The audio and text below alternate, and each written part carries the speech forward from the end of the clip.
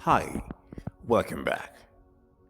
Can you identify anyone in this picture? Take a minute. Anyone? How about this guy? I mean, the one kneeling down and praying. Anyone?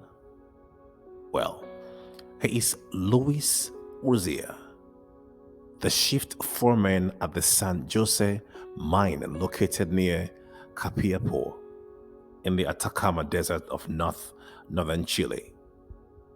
This picture was taken October 13th, 2010, 69 whooping days after being trapped in a collapsed mine about 2,300 feet underground. In 2010, the world watched with bated breath as 33 miners in Chile were trapped underground after a massive cave in. For 69 agonizing days, they were buried underneath about 2,300 feet of rock, facing starvation and hopelessness. But above ground, their families and an international rescue team refused to give up. Engineers drilled tirelessly, spending millions of dollars and even risking their own lives to reach the miners. When the last miner was pulled to safety, Luis Urzúa, there was hardly a dry eye in sight. Why? Well, because this was more than just a rescue. It was a demonstration of relentless love and determination. Now, imagine a rescue mission even more extraordinary. Imagine a God so passionate and compassionate that he stopped at nothing, not even the cost of his own son, just to reach you. Hi there. Thanks for joining in today. It's Q1E4, our passionate and compassionate God. Today we'll explore three powerful truths about God's love that would leave you amazed, comforted, and forever changed. Let's get right in. Today, let's start with a confession. I have a confession to make. I am terrible with names. I mean, really bad. You could tell me your name right now, and I promise in the next minute, I will forget. It's so embarrassing. But there's a principle I have learned over the years that has helped me. If I can connect your name to something meaningful, something relatable, it becomes much more easier to remember. And guess what? Jesus himself used exact same principle to communicate complex truths in ways people could relate and never forget. Take the love of God, for instance. It's a beautiful concept, but how does that even make sense in our daily day-to-day as we have to navigate through life dealing with real issues? I'm talking about those moments of rejection, heartbreak, failures, the loss of a loved one, or even just the daily grind of trying to make ends meet. Can this love really meet us in the mess of life? Well, thankfully, God has also tailored his message of love in ways that hit close to home. Today, we are diving into three powerful texts that paint an incredible picture of God's passionate and compassionate heart. By the end, I promise you'll see his love in a way that feels so personal, like it's just meant for you. You ready? Let's get started. In 1988, an earthquake struck Armenia, leveling entire cities. In the midst of the chaos, a father rushed to his son's school, only to find it reduced to rubble. Everyone told him it was hopeless, they're gone, they said. But this father refused to give up. For over 36 hours without rest, he dug through the wreckage with his bare hands, pulling away debris, calling his son's name. Finally, On the second day, he heard a faint voice. Dad, I knew you'd come for me. Against all odds, his son was still alive, along with several other classmates that he had shielded. Amazing. This reminds me of my father. Everything I know today, he taught me. He is my hero. I'm telling you that even in his pain, he is more concerned about the well-being of my siblings and myself. Even in his 90s, there's hardly a week that passes by without him calling to check in on each of us. Our mother just passed about 50 days plus from the making of this video, and it's been pretty rough on everyone, especially himself. Yet Papa Joe is always on my phone, always. This is the compassionate love of a father. It runs deep, it invests fully, it never gives up. Now think about it. If an earthly father can go to such unimaginable lengths to save his child, to be there for the children, how much more do you think our Heavenly Father will pour out his compassion on us? Psalms 103 verse 13 puts it this way: just as a father has compassion on his children, so the Lord has compassion on those who fear him. God is saying, just as we are heavily invested in our children compassionately, so is he in us. And even more. How can that not make sense? Stay with me. We're just getting started. Number 2, a mother's devotion.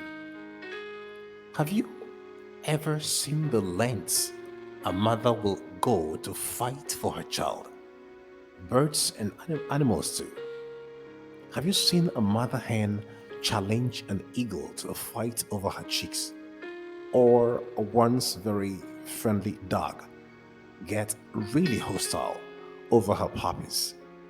Not to talk of humans. In 2008, in Sichuan, China, a devastating earthquake struck, collapsing buildings and burying countless people under the rubble. Among the stories of survival, one of them stood out. Now, rescuers discovered a young mother who had shielded her baby with her own body. When they uncovered her, the mother had tragically passed away, but her baby was miraculously alive, cradled in her arms. Now, tucked away next to the baby was a cell phone with a message typed by the mother before she died, and it read, "If you can survive, you must remember that I love you." Can you imagine such devotion and love from this young mother, even at the expense of her own life? Yet, here is what God has to say. Can a mother forget her nursing child and have no compassion on the son of her womb? Now, even these may forget, but I will not forget you. Isaiah 49 verse 15. Meaning, you are my priority. Even the love and devotion of the most selfless mother pales in comparison to my love for you. The text is clear. We are always on God's mind. And this is not only true when we get it right, even when we don't. Amazing. Number 3. And our text is from Jeremiah 31 verse 20. And it reads, Is not Ephraim my dear son, the child in whom I delight? Though I often speak against him, I still remember him. Therefore, my heart yearns for him. I have great compassion for him, declares the Lord. Okay, now let's unpack this. Now, Ephraim represents God's people, his covenant family. But let's be honest, they were not exactly obedient children. Time and time again, they rebelled, they broke his heart, and they wandered far away from him. Yet, even when God chastised them to bring them back on course, his love for them never wavered. He says, my heart yearns for him. So even in correction, God's mercy remains constant. Think about this. God's love does not exactly mean that he turns a blind eye to our mistakes. Like any good parent, he corrects us when we stray, not intended to punish, but to guide us back to the path of life. Hosea 11 from verse 1 to 9 captures this beautifully, showing a God who disciplines, but whose heart burns with compassion. This is what God's love looks like: passionate, compassionate, and relentless. And this brings us to the next phase. Now, if you love someone this deeply, you sure will find avenues to express it, right? So, how has the Father communicated his love for us? The answer to this question is beautifully revealed in the life and ministry of Jesus. Jesus radiates the mindset of the Father. Now, over and over again in the Gospels, we read that Jesus was moved with compassion. But here's the remarkable part. Jesus did not just feel compassion, he acted on it. He healed the sick, fed the hungry, and comforted the brokenhearted. Yet, one moment in particular stands out for me above the rest.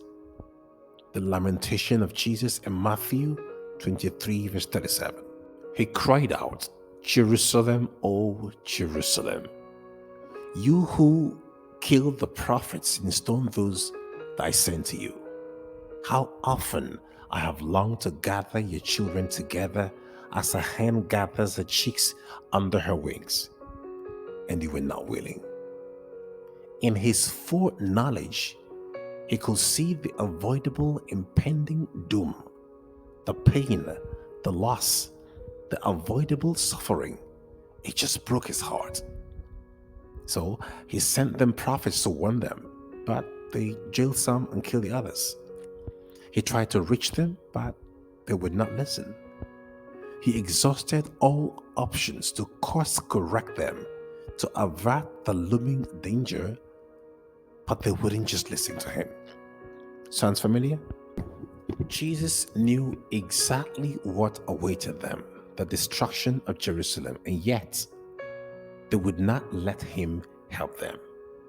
So Jesus just breaks down in tears, an expression of a deep compassion for them, mirroring the mindset of God, even on those who refuse his help, and who will in a few days be conspiring to crucify him. Amazing. Poorness, by creation and redemption, we belong to a God who is heavily invested in us. His ultimate purpose concerning us is that all be saved, and anything that threatens this purpose is offensive to him. Since every other affiliation threatens this very purpose, God desires an exclusive relationship with us for our good. This is sometimes described as jealousy, but don't confuse it with human jealousy. God's jealousy is rooted in love, a consuming fire that seeks to protect and preserve his own. Take this sin, for example. Now, after 40 years in the wilderness, the Israelites now stood at the borders of the promised land. Moses, knowing that he would not cross over the Jordan with them, gave them a heartfelt final charge. He warned, guys, I would not cross the Jordan with you, but you are about to cross over and take possession of that good land. Be careful not to forget the covenant of the Lord your God. Do not make for yourselves an idol in any form, for the Lord your God is a consuming fire, a jealous God.